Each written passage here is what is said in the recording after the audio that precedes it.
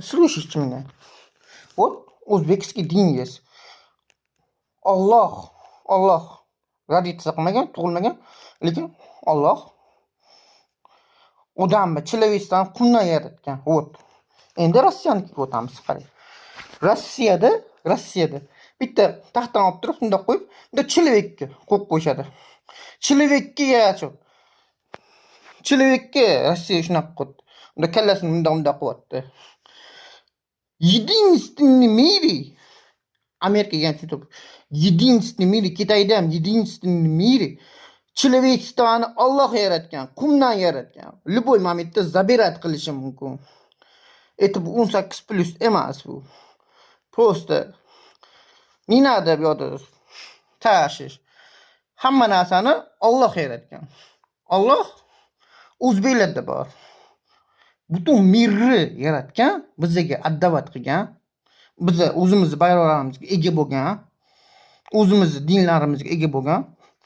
Lekin Alloh любой человекка qumdan yaratgan, qumdan.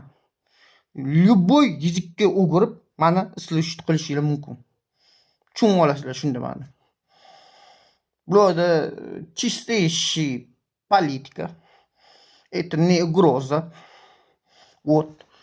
Просто aytayotganim Rossiyada любой odam taxtdan olib turib, bunday taxtdan olib turib, bunday qo'yib turib, человекка olib turib, человек o'shanga osib qo'yib, o'shanga поклонять qilishadi Rossiya. Это bu 18+ gap. Не надо YouTube ban qilish. Это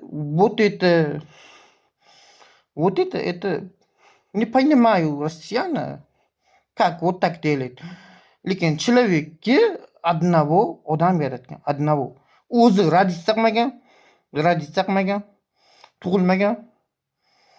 Lekin tepamizda Alloh odamni, человечествоni qumdan yaratib turib, roditsiya qildirtirgan. Любой momentda jonini olishi mumkin odamni. Bu Alloh.